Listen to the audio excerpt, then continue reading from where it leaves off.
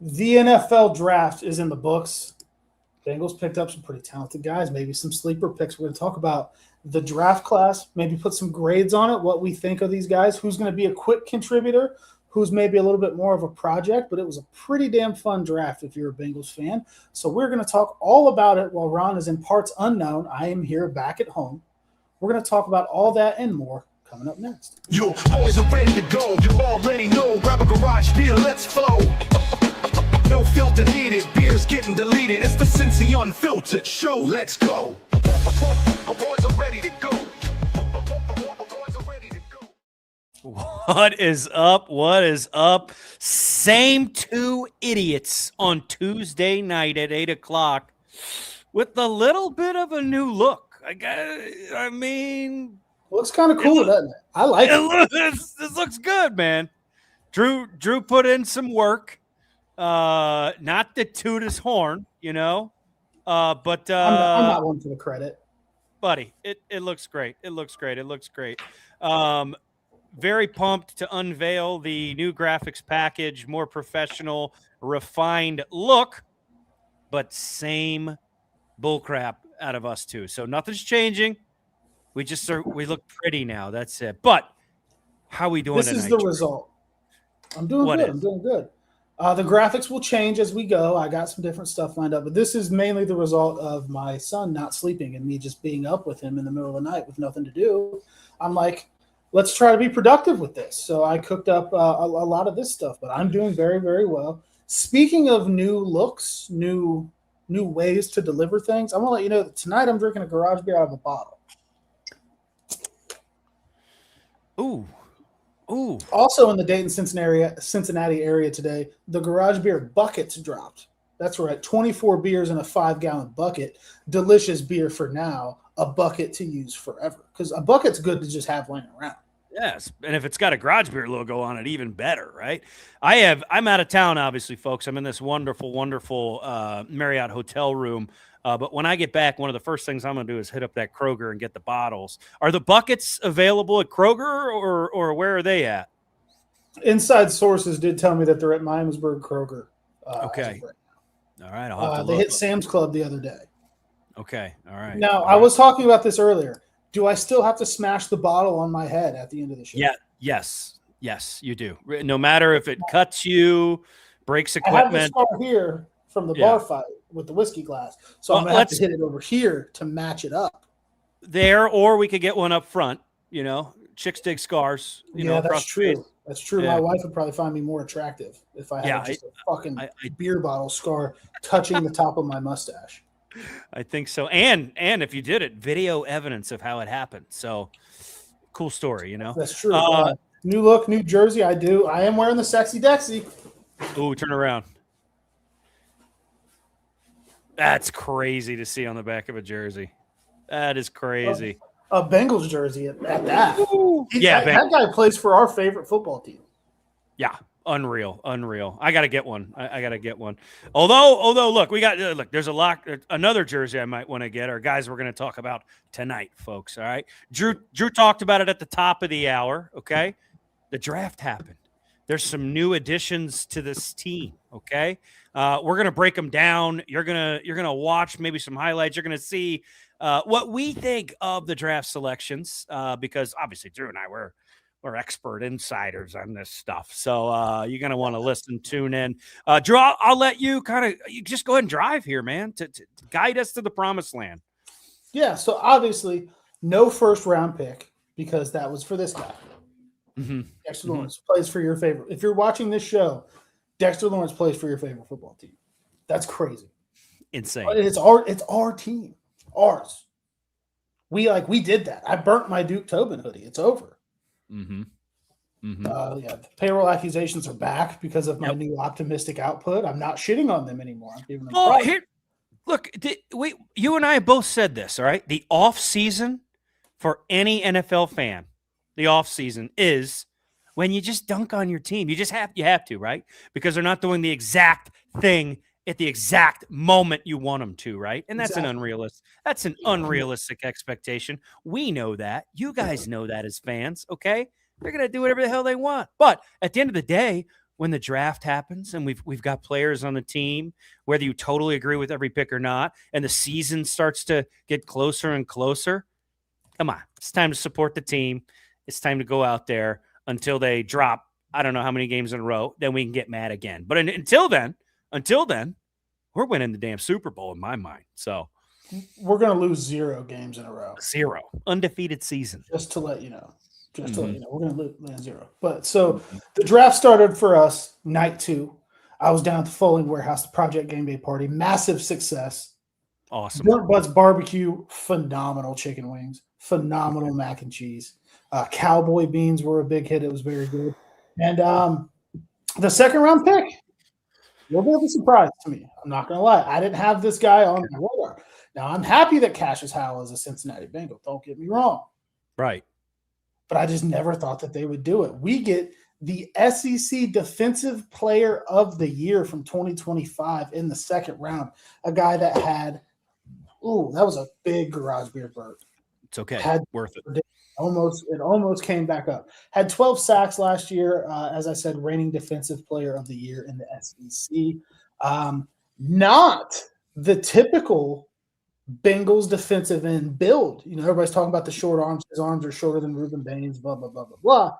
But athletic, bendy, all of the things that we've wanted them to draft in a defensive end, but he is not the prototypical build of a defensive end that we've seen the Bengals draft so far, which to me was refreshing because I'm like, oh, shit. They're like thinking outside the box on all kinds of shit now. And then we get this guy. I going to be very, very good, and I think he's going to be an early impact player.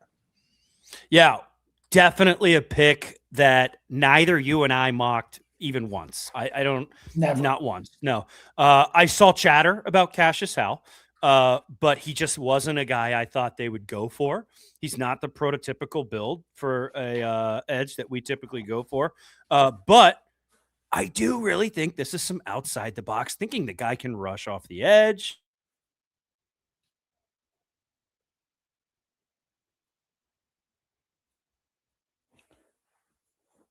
Going to be on everybody's screen or just mine? Can you hear me? You're back. Okay. You're back. You were frozen on my screen, so I was just talking, just hoping you would come back. But what I was saying is, right, he's not the prototypical defensive end that the Bengals take, but this is a guy that can rush off the edge, maybe stand up and play a little linebacker. It's an exciting addition, right? Like, we all were like, Rodriguez. I tweeted it right before the pick. I said, don't screw this up. I threw out an edit that a guy made on Twitter. I forget your name. Shout out you. That edit was a banger. I think Rodriguez had a mullet in it. Rodriguez is Miami Dolphin. Okay, it is what it is. We got Cashius Howell. 12 sacks. Motor. I mean, you can't really ask for a more, I don't want to say better pick, because there's a chance there's a guy that we didn't pick that could end up being better, right? There always is. Yeah, we know. You can't ask for your team. I'm at a loss for words here. They did what we need. Edge rushing, attacking, potential linebacker play. Like, it's a good pick. I like the pick overall. I mean, and I see him, and I'm gonna reference the old Don Brown Michigan defense for those who may follow that. Jabril Peppers. Now, he was primarily a safety, but I think Al Golden just found his Viper. The Viper position is what they called it. Where you're not necessarily just a pass rusher, you're not necessarily just a linebacker, you might cover a tight end. I think he's athletic enough to do that. I think that we got like a Swiss Army knife type guy that can play a true Viper position for Al Golden's defense, and I think that is of paramount importance. And another thing that I really, really like about the guy, he's a fucking dog, dude. Look at this energy that he's got here. He's talking shit. He said this was like early in the game. He got a sack. He's letting them know, like, it's not going to get better. I'm here all day long. I'm in your face all day long. And I love that a lot because we have been missing that kind of attitude on this defense for quite some time. It's also fitting that he's wearing the number 55 like Vontaze Burfict wore back in the day. Shout out Logan Wilson. Also, shout out Logan Wilson. But attitude is what I love about him a lot, too, because we haven't had – I said it on Twitter. I want that guy that I'm always just a little bit worried he's going to get that 15-yard penalty. You know what I mean? Like, he's not going to get it in the big moment when shit gets real late in the game. But I want the guy that's a little bit crazy. He's going to talk his shit, and I'm just always a little nervous. Don't get flagged here. But we need that, man. And he's bendy. It's funny watching, like when Joe Goodberry was talking about him after the draft, who the guy does hours and hours and hours of draft research. He said that when he was watching Shamar Stewart's tape last year, he took notice of Cashius Howell, of how bendy he was and how athletic he was. And it came full circle, obviously, and now he's a Bengals. So I would grade this pick. I would give this pick like an A-, only because I really wanted D'Angelo Pons or Jacob Rodriguez here because I think they fill a more immediate need. But the upside of this Cashius Howell pick, to me, I kind of feel like it can turn out to be more impactful than just a linebacker. So I'm very, very pleased with this pick. I think I agree. I'm at a B, just because other guys were available that maybe I would have preferred initially. But like you said, he's a bendy guy. He's got a hell of a spin move on him. He's a pass rush guy, right? I mean, that's what he's there for. His run game it leaves a little bit to be desired. He's got to work his hands a little bit better. But, sometimes that's what you get with a young guy. But that's why you stack the defensive line with Dexter Lawrence and you bring in Jonathan Allen. You bring in all these other guys that can sit in there and you stop the run and do all this stuff.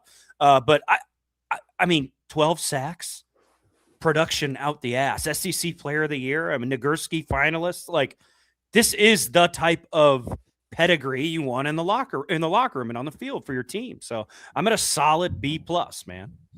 He had 3 times as many sacks last year as Shamar Stewart had in his entire college career when we picked him in the first round last year. So that's one way to look at it. So I think, and some of the stuff you've seen, he's going back to, he came from Bowling Green. He was a Bowling Green guy and then transferred to Texas A&M. SEC Defensive Player of the Year in 2025. You get him in the second round. You get the attitude, the energy that I think this defense needs. His versatility, can play multiple roles. I love this pick a lot. I was actually talking to Malik. I was on the phone with Malik Wright the night before the second round. We were just bullshitting, and he was like, "Man, I hope we take Cashius Howell tomorrow." And I was like, "Man, you really think that they would do that? Like, it just doesn't seem like a Bengals pick." And then lo and behold, we got the guy. So I'm jacked up for it. I mean, you can see that ghost move that he did right there coming off the edge. It's hard, and your arm length doesn't matter if you don't let the offensive tackle touch you, is what I've learned. Right. So I'm very happy with the Cashius Howell pick. That is something that I like a lot. Now, moving on to the third round, I feel like they did something else that I didn't really see coming. And I'll be completely honest. Everybody told me I didn't know shit. I didn't know ball. I didn't know, because I said, who the hell's Tacario Davis? Now you text me and you were like, hey, Dude. This one. I just said, I don't know who he is. Everybody's like, you don't know ball. And I'm like, yeah, I don't know the corners for the 8th best team in the Big Ten, but people have started to talk me into this a little bit. Let me tell you about Tacario Davis. 6'3", 195 pounds, 4.4 40-yard dash, right? He's an athlete, okay? Now, this is not the type of guy that's going to completely stride for stride with Jamar Chase, right? Where his disruption is his size, dude. I mean, the guy is so big. His length, his ability to press, his route release. He's going to be your big body corner when he comes into his own, that goes out there and bullies people. I mean, he's going to cover tight ends. He's gonna be on receivers. Yeah, absolutely. He's your DK killer, right? Tacario Davis is a good pick. Is there some maybe like pure corner attributes that can be worked on with him? Yeah, but he's an athlete. He can pick it up. The guy's fast as shit. I was jazzed about the Tacario Davis pick. I definitely like this pick. Yeah, like I said, I just didn't know a lot about him. I looked into him, and there's plenty to like. I would like to see him maybe change direction a little bit better. That's something that I noticed when I was kind of watching and learning onto him. But, I mean, he is big. He is tall. You got DK Metcalf in the division.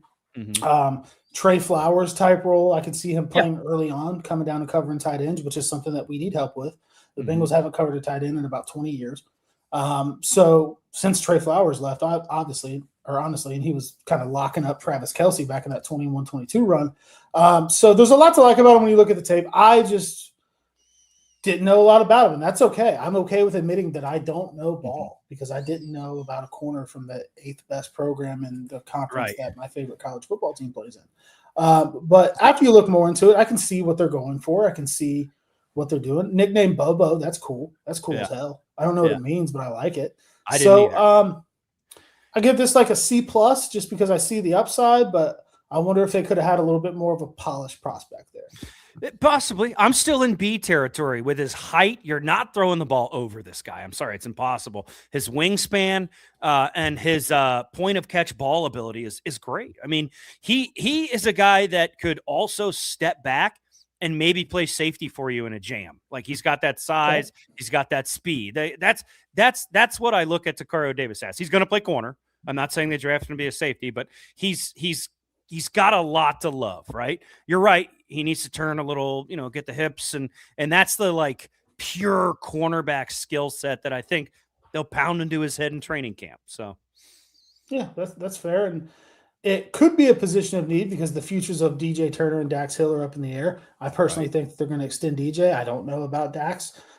Duke Tobin talked to the media on Monday for about 40 minutes. He talked about the challenges that the moves that they've made produce because of salary cap and things like that. So they've got Miles Murphy's 5th-year option. They've got till Saturday, I think, to decide if they're going to do that, whatever May 2nd is. So they're still looking into that. So this could be a guy that fills a position of need if you were to lose one of those 2 corners, because I think that they're going to keep at least one of them. But if they don't, you can fall back on Tacario Davis. So, like I said, just not a guy I was super familiar with. Doesn't mean I hate the pick. Just meant I didn't really know a whole lot about him. But there is a lot to like when you start looking into the tape. So I said C+. You said B? I'm B territory with Tacario Davis, yeah. Okay. Yeah, it needs to loosen up those hips a little bit. Now, before we move on, I do want to come to a comment from Jay Cantrell. So I'm a little late to the party here, but when clicking on the show, I was forced to watch an erectile dysfunction ad. Just thought I'd let you know what the streets are talking about. Good. So apparently they think if you watch this show, you can't get it up. Yeah, good. Yeah. Go fix that, boys. Go fix that. So I don't know what company it was for, but I'm glad to know that they care if you are having a little bit of struggle with the thing here. Now, no issues since the Dexter Lawrence trade. Actually hasn't gone down since that trade happened. Yeah. Maybe I should call a doctor. Yeah, maybe. I'm still what I consider bricked up over that trade. I think that's what the kids call it. You heard him, Pecker's out. Pap said, "Be right back." Be right back. Just beat my personal record on back. And that's what this chat is, and that's what the ad that was shown to this chat does. So, I actually noticed that in my YouTube too. I don't know if they know that I'm a fucking 34-year-old overweight white guy, but I see a lot of ED ads when I'm watching YouTube as well. So I don't know if they're targeting the region, the demographic, or what, but no problem. Still fully erect from the Dexter Lawrence trade. Moving on to round 4. Now this is where they get active. They had 1 pick in the 4th, none in the 5th. They make a trade with the New York Jets. They drop down 18 slots. They pick up another 4th rounder. The Jets move up and draft Cade Klubnik, I believe, quarterback from Clemson. So I liked that move before we get to the actual picks that came from it. I liked the move to get aggressive here. They're saying, hey, we're still early on-ish in the draft. I have more needs. So I like that because I think that shows that they give a shit enough. They're not just going to sit there and let the board come to them as they're like, nope, we need more guys. We're going to get aggressive. The Jets want a quarterback. Boom. So we make that trade. And with the first pick of the 4th round, they go with Connor Lew, center out of Auburn, a pick that I love. 20 years old, team captain, 25 starts.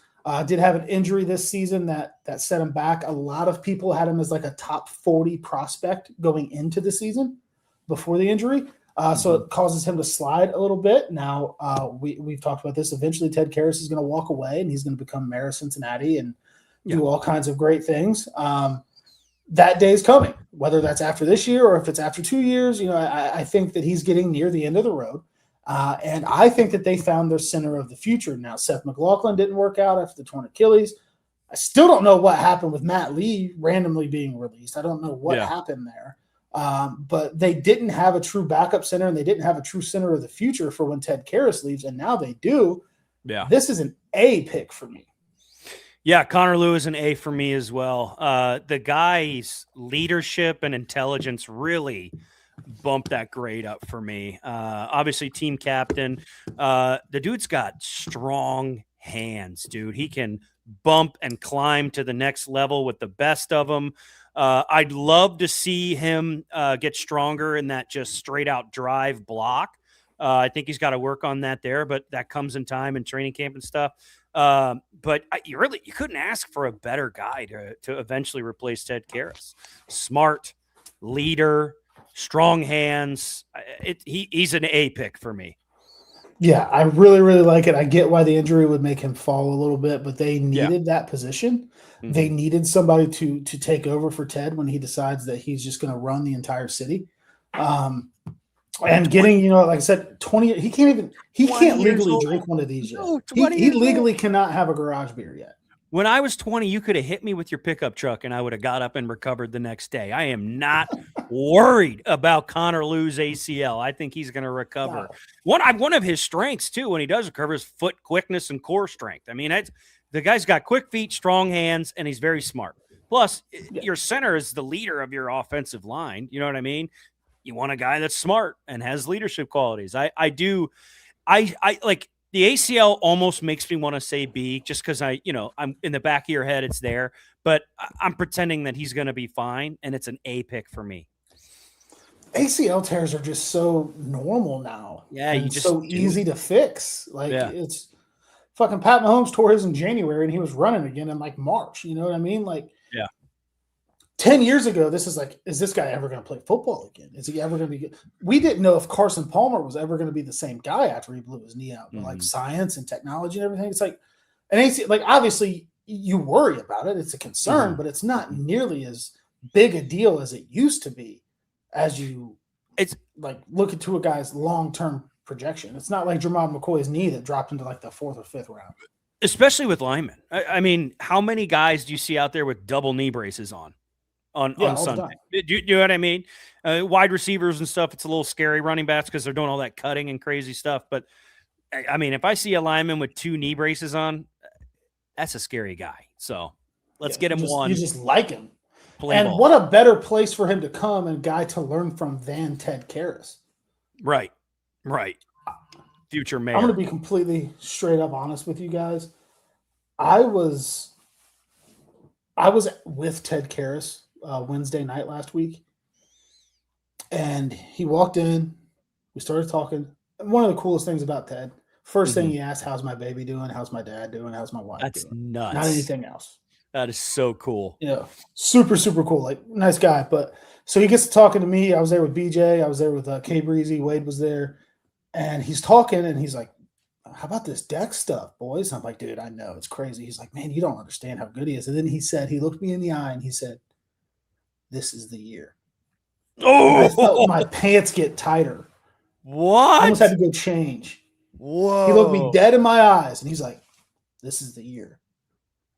And I was like, "Oh!" You know what I mean? Like, yeah, Breezy, eyewitness. Can confirm.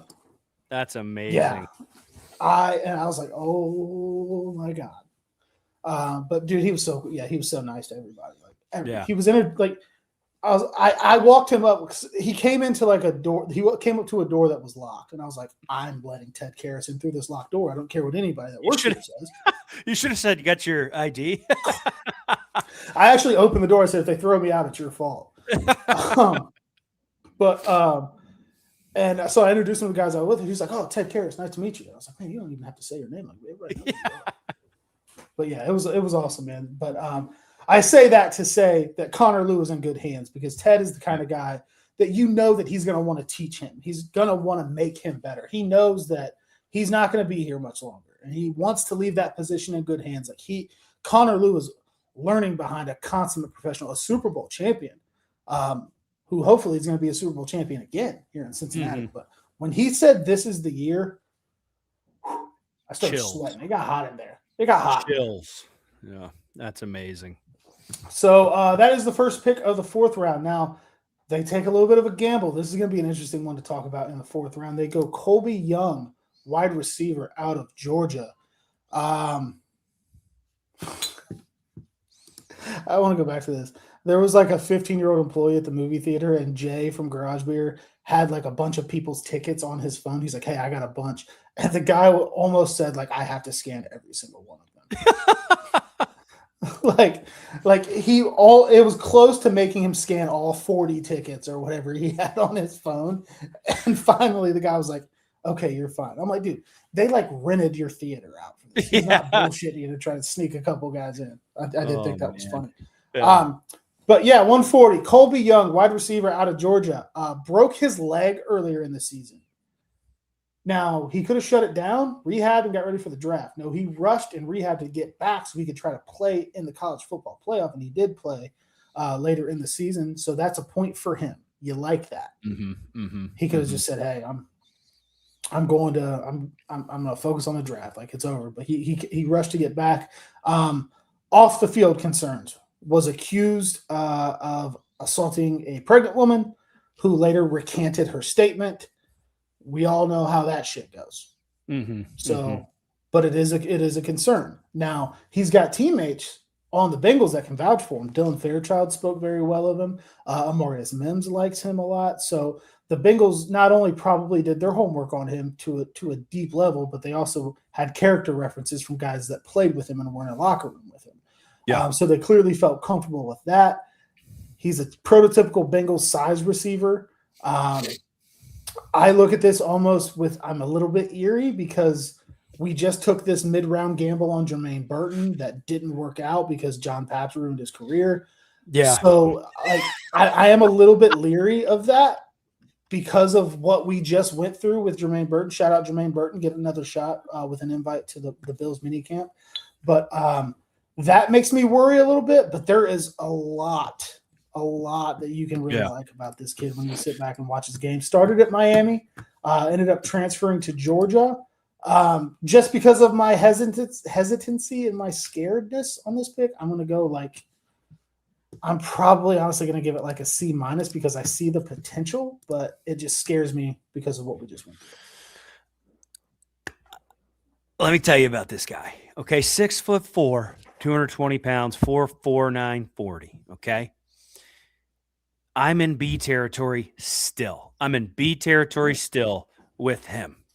We needed another guy. Did I know it was going to come here with Colbie Young? No, I didn't. But this guy has massive hands. He's very big. He's very athletic. Not only is he athletic, but at the catch point, he's so big and strong that he just bullies people to get to the ball. And then those 50-50 balls. Yes. God forbid you allow him to catch a ball in open space and run forward. This dude is a nightmare for DBs to tackle. And I think he is. He's a nightmare to tackle, to bring down. Off-field concerns, got it, okay? I'm right there with everybody, right? If it was an issue and they thought it was an issue, they probably wouldn't have drafted the guy. They, damn sure they did their homework. You know what I mean? Was cleared to return. He was reinstated and cleared to return by Georgia. I just want to put that out there. That means something. Yeah, cleared to come back. Now, if he screws up again, you could throw pie in our face. I got it. We'll own that, okay? But as a player, look at that catch right there at the catch point. The guy is a big-bodied receiver. I mean, think T. Higgins. I think T. Higgins kind of. He's very similar to T. Higgins. Right. My favorite part about this pick is if we hit him in open space, dude, he is going to be so hard to tackle.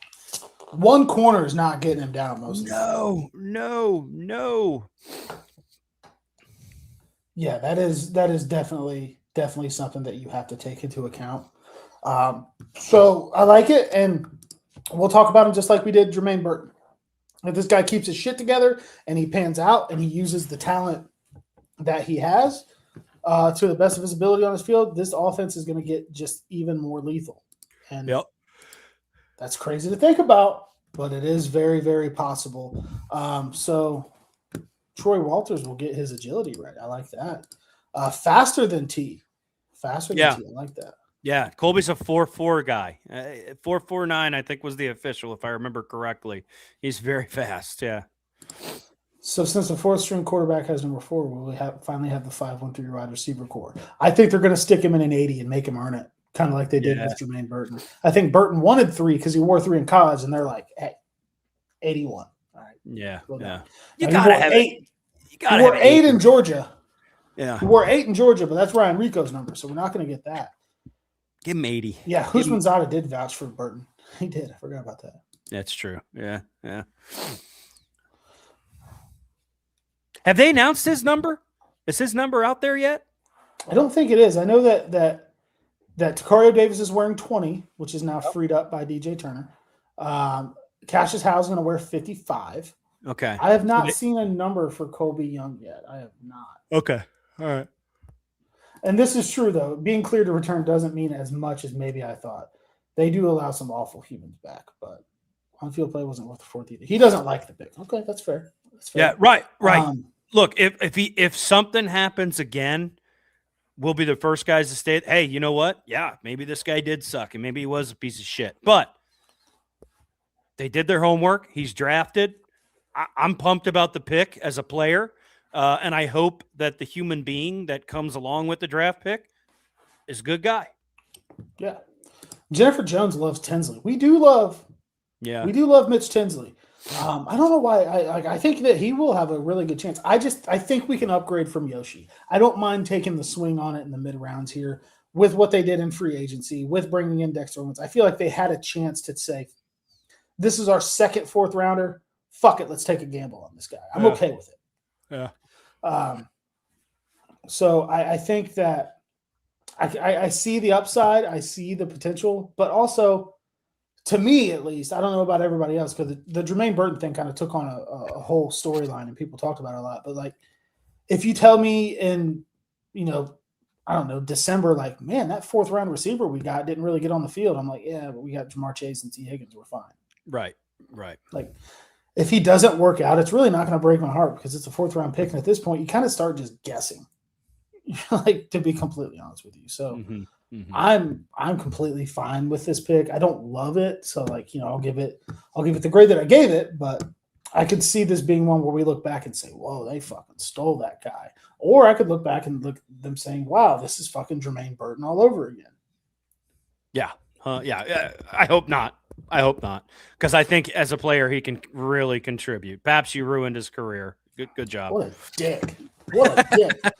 And then moving on now, I like this pick a lot. Cincinnati kid coming back home on the draft call. He said, bring me back home. Brian Parker II, St. Xavier guy back in the day, coming from Duke.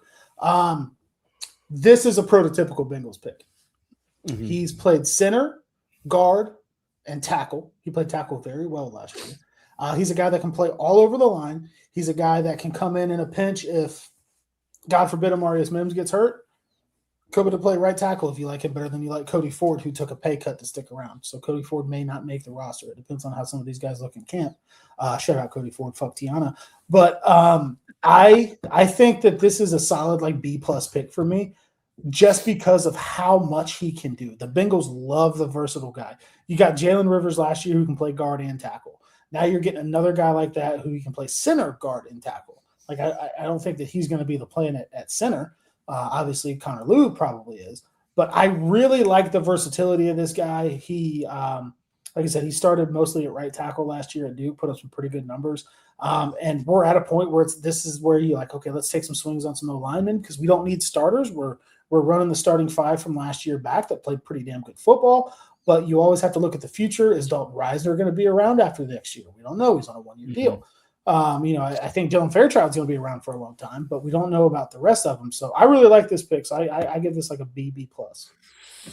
Yeah, I think I'm averaging a B here. I'm a B- guy just because I had to do a little more research on him. But I mean, Brian Parker's a fun pick. Automatically affords you center guard flexibility. He's versatile. Hits the center of his block. Can make adjustments on the fly while he's blocking. Good quick feet. He's average sized. You know what I mean? He's not He's not a Marius Mims giant, just going to throw you out of the stadium. But I think he's definitely a guy that can be a consistent blocker for you. You know what I mean? If you need him at guard, put him at guard. If for some reason a center needs a breather, he can play a little center. I like the pick. I do like the pick. Is it one that I would write home about and shout from the mountaintops? No, but I'm pumped. Yeah, let's get him in here and get him in the room and coach him up. Yeah, it's not a pick that you're going to write home about, but we're talking the 6th round here, so like none of those are probably going to be that way. You know, it's pretty. You're taking shots in the dark at some point. You know what I mean? Yeah. But Ryan Sparks, true draft sicko. Mm-hmm. I watched every single snap of this. He will be a starter for us in 2027. Really? Absolute dog. This is an A+, a bunch of plus signs. So he loves this guy.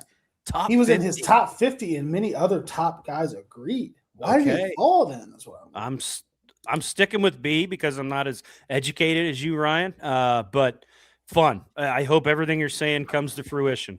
Who's he replacing? Who's he replacing this year? It would probably be Reisner. Okay. Yeah. Oh, 2027. He said 2027. Yeah. Gotcha. Yeah. So following this season, gotcha. If they if they see enough out of them and they say, "Hey, Reisner's been fun, but we're going to get younger and cheaper," yeah, it might be that. Nostradamus likes to pick BP2. I like that. That's a good name. Mm-hmm. Yeah. Ryan says he replaces Reisner in 2027. Yeah. Bridges says, "Great base. You're not moving that guy." That's very true. In my defense, I thought he was talking about this season, but yeah, no, that makes a lot of sense. Yeah. Yeah, and you have to start. No pun intended, Ryan. We got to draft to the future sometimes. Yeah. I like that both linemen we took have great footwork and really strong hands. You can't. Sometimes you just can't teach that kind of toughness. Footwork you can work on, but if a guy's weak inside and doesn't hit the center of his block, I don't know what are you gonna do. So yeah, I'm pumped. Yeah. Yeah, I like this a lot. Give BP2 the number 69. Nice. Nice. Do we have? Yeah, we have a 53. It's Mafe. We do have a 53. Mafe's 53. So 53 is off the table for Brian Parker, but that's okay. That's okay. Not a problem. Deep thought. When would we draft another quarterback? I could have seen drafting your backup quarterback in this draft. They did not because they have Flacco on the roster for this year. Yeah, but at some point, you do have to look at your backup of the future because, Flacco's old as shit. Now, moving on, we go offense again. So, heavy defense the first day, heavy offense on technically the second day we go heavy defense. Third day, heavy offense. Jack Endries? I don't know. Yeah. I don't know. Brendan Sorsby in the 7th next year. If he cures himself of his gambling addiction, sure. But I don't know exactly how to pronounce this, but seam threat and decent blocker are the first two things that come to mind when I see this guy. I think that he moves through the seam very well. I know that Joe Goodberry, Computer Brain, was a big fan of this pick. He was very excited when they made it, actually. So he looks to me like a guy that can come in and almost, and I hate to say this, I think that he could take Eric All's roster spot if he has a good enough camp. Eric All, obviously, with the injury concerns, he says that he's going to be back. He dunked on James Rapine about it, which I thought was great. But he plans to be back. But I could see Jack Endries kind of taking his roster spot. But for the value and the potential you get here, I'm going to give this pick probably a B-. Yeah, I'm in C territory. I think he's a solid route runner. I think he'll be good deep in the field. He definitely is the type of guy that needs to hit the weight room, I think. His blocks, if you watch him in college, are like a highlight reel of awful losses and then some crazy monumentous wins. Yes. So I C for me. If we can use him and you're right, Eric All type, right? And you catch some passes and get some production out of him. I'm excited about it. Yeah. Who was he blocking there? Was that a win on Cashius Howell we just showed? I don't know. I'm not sure. Good news, Bruce, for this cut up. Yeah. The good news is he started the last 3 seasons. He started every single game. Healthy guy. Yeah. Sometimes availability is one of the best traits you can fucking have in this league. Yeah, and Bushido Viking, I think you say pronounce it, says he's one of the better tight ends in the draft. So you like to see that. So Yeah. round 7, we're taking a flyer on a guy with some upside. I'm cool with it. I want to see him get in the weight room a little bit. I think that's my knock on him. I want to be good. Now, I reserve the right to come back and say I hate this pick if somehow he is the reason that Drew Sample is cut or something. Yeah. Because we can't have that. We just can't have it. I won't allow it. What am I going to do? Bet the Jack Endries anytime touchdown every week? It doesn't hit the same. No, it doesn't. It doesn't roll off the tongue. I don't have a onesie for my child with a Jack Endries anytime touchdown bet that paid me $1,400. Shout out John Paps. I have a Drew Sample anytime touchdown bet slip. So I'd be very, very upset by that. And then our final pick. Our final pick moved the needle for a lot of people. Yeah, very fun. Myself included. With the 226th overall pick, the Pat Tillman pick, which was cool. Crazy. Did not love that the girl that announced it talked about how much she loves the Ginzers of Pittsburgh, and she's a Pittsburgh girl. I appreciate what she's doing. Appreciate the Pat Tillman Foundation. Appreciate everything that Pat Tillman's name has grown to stand for. Yeah. Don't love the Ginzer announcing a Bengals pick. Can't lie to you. Lie to you. Don't love it. Nightmare. Don't love it. But they take Navy defensive tackle Landon Robinson. One of the worst kept secrets of the whole draft is how much the Bengals liked him and how much he loved the Bengals. Said he grew up, his dad was always watching the Bengals. He liked them. And it was Ryan Sparks, our good friend of the program, was banging the table for him. The Lawrence trade, he says, sadly, this probably means no Landon Robinson. I found that tweet, retweeted it with the Lee Corso, the not so fast, my friend. That was funny. And we grab Landon Robinson. Seems like a phenomenal human being just from hearing him talk. He was on Bengals and Brews. Shout out to them. He was on their show back in February. Just kind of pre-draft talking to him.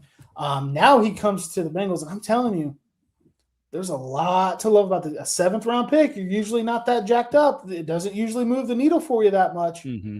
But the Landon Robinson pick got people talking. Ryan's going to buy the jersey. Now, do we make sure he makes the 53 first, or does it not matter? You want the jersey regardless. But, man, he trained with Aaron Donald. You like that. Mm-hmm. Ryan had him on a show back in October, boys. Shout out to Ryan. Did you say that in the third person? I like that. I like that a lot. He does not need to hit the weight room. Not at all. No, he is an absolute mammoth of a human being. Yeah, he's a fun pick. I again, worst kept secret in the draft, like you said. Look, he's short. He's stocky by NFL standards. His measurables aren't sexy. They're not. But that is part of what makes him so formidable. His pad level is so low that big blockers like Marius Mims struggle to get underneath the guy so he can bend and move and push around him. And honestly, just the will to win. It's a fun pick. It's a 7th round pick. I'm in B territory for it. I do really hope this guy makes the roster. It's going to be a fun story. We'll have to see. We'll have to see. It's a very, very fun pick. He's a strong dude. You're right. Strong, low center of gravity because of his height. I mean, look at the highlights here. He's having a blast. Yeah, and Drew, what if we, on the goal line, handed Landon Robinson the rock? That's what I'm saying. Put him at fullback. The lineup, dude. Yeah, I like that a lot. And if you're not handing him the rock, put him in front of the guy who you are handing the rock to. Let's have Landon Robinson play fullback, dude. Why not? Clearing a hole for Chase Brown. Why not? He ran fullback and tight end drills at his pro day. Let's go. Right? I love that. Put him at fullback, dude. That's fun. He could be a very fun, hard-nosed fullback on short and distance, dude. God, that'd be so fun. Awesome. Mm-hmm. That would be so damn cool. But I'm going to go with a B on this because he liked the Bengals. That gets you points in my book. Right. This is my own grading scale. I make it up as I go. Fuck you. Not you, but anybody that doesn't like it. And his RAS score.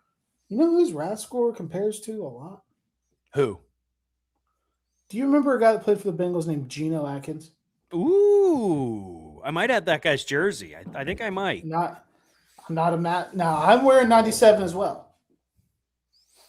Oh yeah, that's right. Yeah. Sometimes I wonder if any Bengals should wear 97. Shout out to Geno. Geno is one of the most overlooked, overshadowed defensive tackles that I've ever seen play football in my life. Does not get the love that he deserves. Mm-hmm. But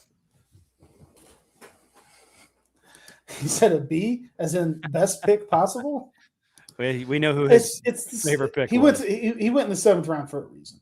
You know, right. Whatever that reason is, I don't know. But this could turn out. I mean, you see it all the time. Brock Purdy, Mr. Irrelevant. Tom Brady, 7th round pick. Like that kind of shit happens. But I promise you, nobody's going to work harder than Landon Robinson. Oh, yeah, yeah. Navy had 2 guys drafted for the first time since like 1392. So, like, I mean, Heidenreich going right after to the Steelers stung. I like it does. Him being a Steeler sucks.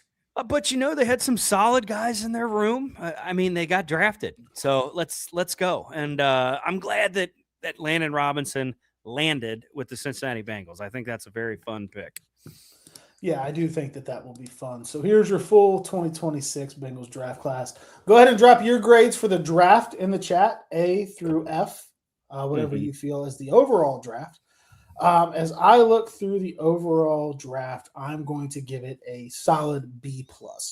Me too. B+, absolutely. B+, and that's a good draft by Bengals standards because in recent years they've dropped the ball pretty bad. His mom used to take away his gym time in middle school as punishment because it's the only thing he loved. That's a football guy, dude. That's a football guy. Yeah. That's a football dude. That's a guy you want in your locker room. Johnny Path goes A-. I love it. So I'm going with solid B+. And I think what brings it down a little bit for me is as much as I like the Cashius Howell pick, I think that they could have filled a little bit more of an immediate need there by getting Pons to play slot corner or Rodriguez at linebacker. But I do like the value and the flexibility that Howe can bring the defense. And I'm very excited to see how Al Golden uses that. So that's what brings me down from maybe like an A- to a B+. Yeah, absolutely. Wedge really said it best there. I think B+ draft, A, maybe A+ offseason as a whole. I like that. I'm pumped about Cashius Howell having educated myself on the guy more. But initial reaction, I really wanted Rodriguez because you're right. That's an immediate need, and Rodriguez came with so much hardware and talent. But Cashius Howell also fills a need. So can't go wrong there. I absolutely love it. We got a C+. Yeah. We got a C+ in the chat. I wonder why. And I tweeted out during the draft that I don't think the Bengals saw linebacker as big of a need as we did, and I think that was reflected through the draft. Now, they did sign a Bearcat as an undrafted free agent. Can't remember his name. Dingle. Dingle. How did I forget that last name? That's awesome. When Cassius gets a sack, we all got to howl like a wolf. I don't know what the significance of the howl is. Is that something that? Oh, his last name's Howell. His last name. I'm smart. Took you a second. Take me a second, but I'm gonna get there. You got there. That's all that matters. You got there. He goes by Barry. Who does? What? Cashius Howell does? I'm not calling him that. I'm not calling him Barry. Cashius Howell sounds way cooler than Barry. Yeah, I'm not calling him Barry. I'm sorry, Cassius. C+ is a wild. Dingle. Grade. Dingleberry. Oh, Dingleberry. I get it. Like poop stuck to a butt. Yeah, I'm glad Hal doesn't go by Barry because I hated that. That would have sucked. Yeah, I didn't like that at all. Yeah. Yes. Okay. Yeah. I was thinking like, what, Barry Hal? What the fuck is that? I didn't get it. But I do appreciate and like the joke. Yeah. Dude, I'm so excited for football now, dude. I know. It's crazy. It's crazy. The schedule announcement's next. Is there a date on that? What's the date on that? I don't know. I saw a commercial for it, and it was like, coming sometime in May. Yeah. Oh, cool. Yeah. Definitely excited to see that so we can start mapping out games, looking at opponents. That's always fun. But then I'm going to Indy. Okay. I like that. I'm going to Indy this year. I like that. It does turn into a little bit of a lull there because you're so close to the season, but it's just like not quite there. I can't wait for football season, Drew. Like you just said, I cannot wait. It's going to be so good. I want to go to Longworth and have like a practice tailgate, Okay. just to get some reps. Like Ross says, ready to pound beers in the lot. That's kind of where I'm at. Can we organize like a practice run at Longworth Hall where we just start drinking at 7 a.m.? Yeah. Just to get the flow right. You know what I mean? Can our boy organize that? Can he organize that? I'm down. I'd like to think he would. Yeah. Yep. Breezy with his member for 17 months. Shout out to Breezy. Show the boys some love and drop a like at the stream. If you're not already subscribed, hit that button. We appreciate that. My wife said that earlier as well. We appreciate you guys reminding people to do that because we don't always do it. That's why I had to put it on the screen. Mm-hmm. Just as a reminder, because I actually tweeted out yesterday a link to our channel. I was like, yeah, we're going to do the show tomorrow. I don't ask for this as much as a YouTuber should, but we would appreciate it if you subscribe. And like 3 people did, so that works. It's worth a tweet. Hell yeah. Love it. I got to say, schedule release 13th, 14th-ish. Okay. From what I've seen. Okay. That's good. I got to say the graphics went smooth tonight. They look great. The new and improved Cincy Unfiltered, I think, right? Yeah, I'm not gonna lie. I worked for probably a total of like 4 hours getting it perfected because I had to do it very, very differently than any way that we've ever done it. Just with like formatting and camera slots and stuff. But I'm enjoying it because we pride ourselves on bringing you guys a great viewing experience, right? We want you to enjoy it. So maybe now I don't know. Maybe somebody new stumbles across this. It's on their Twitter feed, or they see a clip, or whatever, and they're like, "Wait a minute! If you just looked at this and didn't hear our voices, you'd be like, these guys might not be dipshits. They might be smart, right? Yeah, they might know what they're talking about. They got video clips running just while they talk. They got dedicated layouts and stuff. What the hell is this? ESPN? Is this the ESPN I got on my TV? That's what they're saying. That's what they're saying. Yeah. Ryan, hit me up, man. It's a process, but I can give you some insight on how to do it. Maybe with some downtime, I can like hop on like a screen share type thing with you and show you. But I'm glad to show that to you because it is cool, man. You can really unlock a lot of capabilities in StreamYard. You just got to figure out how to do it. And like I said, they'll hear like 7 seconds of us talking and be like, "Oh, these guys are fucking idiots." But turn that off. It might catch their attention enough because it looks like we know what we're talking about. So you never know. But I had some downtime. Kid has got his days and nights mixed up, which is real fun for everybody. Terrible. The other night I was like, all right, it's fucking 1 a.m. and he's just sitting here chilling. So I was like, let's see if we can redo it. New logo on the YouTube. I mean, we did the whole 9. So I had a good amount of fun with it. Under on Keith of Blake shotguns and Longworth week 1 line is 13.5. Now you talking individually or combined? If you're talking about combined 13.5, I'm slamming the over. Yeah. Rookie numbers. Hit the gritty. Ellie just did on his 2-run dinger. We haven't talked about the Reds a lot because there's been like some football stuff. The Reds are fucking good at baseball, dude. They're really good. On fire. We might have a really good football team, really good baseball team, but the crowd and that all red City Connect is really good. Don't love them. Okay, you're not an all red guy. The black was better. Love the jerseys, red pants. I don't see it with the red pants. I fucking love it. It's the all orange Bengals. It's all orange Bengals. I don't love the all orange Bengals. Okay, that's fine. I like the monochrome top matches bottom. Like I like that. That's the best uniform combination the Bengals have is orange jersey, white pants with the orange stripes. That's the best Bengals jersey combo. The Reds would look better if they had white pants. Yeah. With the jerseys, I would like that a lot better. The City Connect all black, dope. Yeah. Not a huge fan of the all red, but we did have a request in the chat for this, and I'm going to do it. Second of the season. And the Bengals go up again. I have that. Sometimes I get the beginning of that video stuck in my head, and in my head over and over, I say, kick into the season, because we play that clip so much. Oh, okay. Here's the explanation for the C+. And then it is the top of the hour here, folks, as I get reminded in the chat. So C+ for doing well in the bottom rounds where you get your backup special teamers, but questionable calls in the higher round. Guys, you actually expect to get meaningful snaps. Okay, fair assessment. Hopefully they prove you wrong. I could see that, especially with Davis. Yeah. But I could see that. Now, not just because I don't agree with Digital Sauce doesn't mean that I hate him.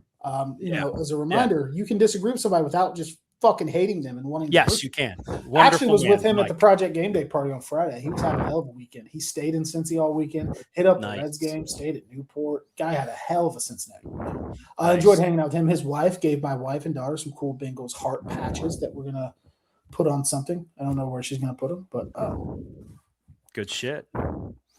Good shit. Just over 4 months till football. Let's go. Let's fucking go. It's like a really short window, but also the longest window of all time because I want it here. I want it here now. Luckily, I'm a motorsports. Yeah. So I've got my Formula One until the season starts, but I need football in my life, brother. NFL football. I need NFL football in my life. Yeah. I mean, now I will say UFL has not been a terrible watch. Now, if you go into it expecting NFL quality football, you're going to be disappointed. But if you go into it of like, oh, the broadcast is kind of cool. I like how you can hear the coaches talk and hear the refs talk and shit. This is worth throwing on the TV on a Sunday afternoon when nothing else is going on. You can enjoy it. Now, if you go into it expecting to watch an NFL football game, you will leave disappointed. Also, fuck the Columbus Aviators. They stink. Yeah, I like the open mic stuff that they do, kind of WWE it a little bit. That's fake, so maybe that's not a good example. But I like hearing the coaches like, "Oh, cut this way! Come on, what are you doing?" You know, like I like that. I like that.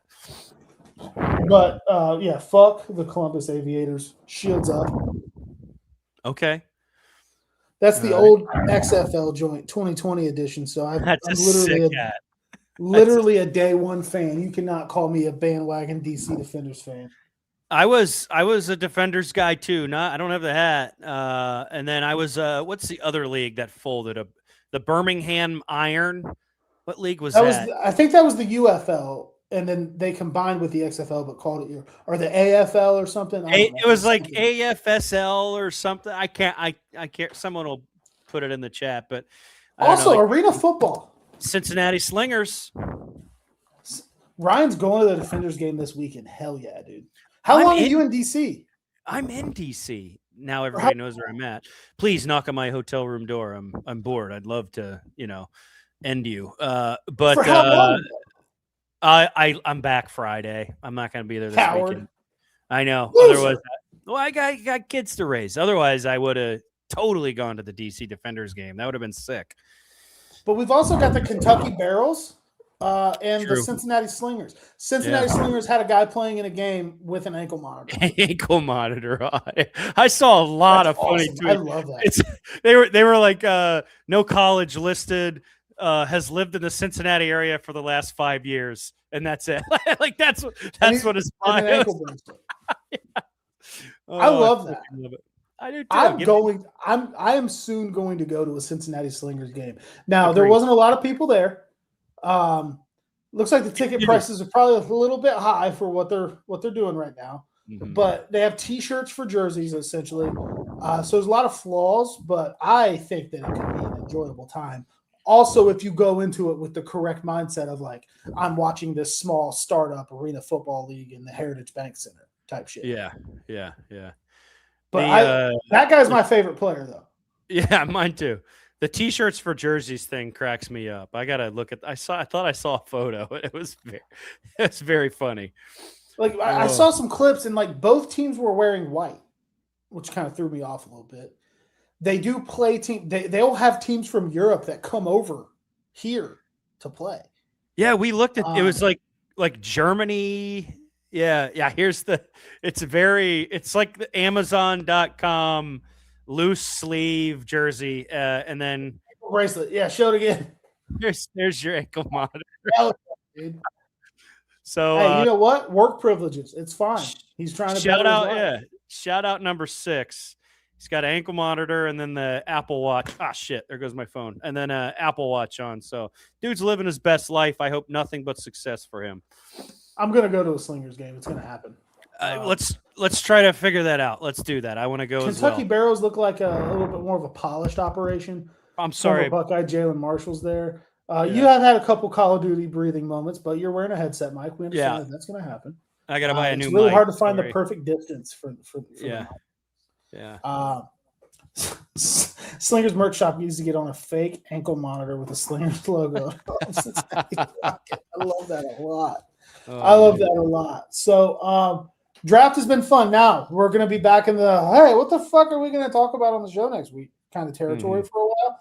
You'll have some mini camp stuff that probably comes out. Maybe we can talk a little bit more about the Reds who are on a fucking tear. I know the game's on now. Ellie hit a shot. I'll probably go turn on the end of it while I go upstairs, hang out with the childrens. I don't know what you're going to do out in the nation's capital, but you probably can't tell us. So the whole security clearance thing. But enjoy yourself. Hopefully you can find maybe somewhere that sells garage beer in bottles, buckets, or cans. I need to. Maybe the lobby has it. Who knows? And if not, I will tear that motherfucker up. Tear it up. I will cause a scene. Now, make sure to stick around because not only is there a new intro, a new graphics package, there's a new outro, which is very similar to the intro. Actually, it's just a little longer. Yeah. Smash it on your head.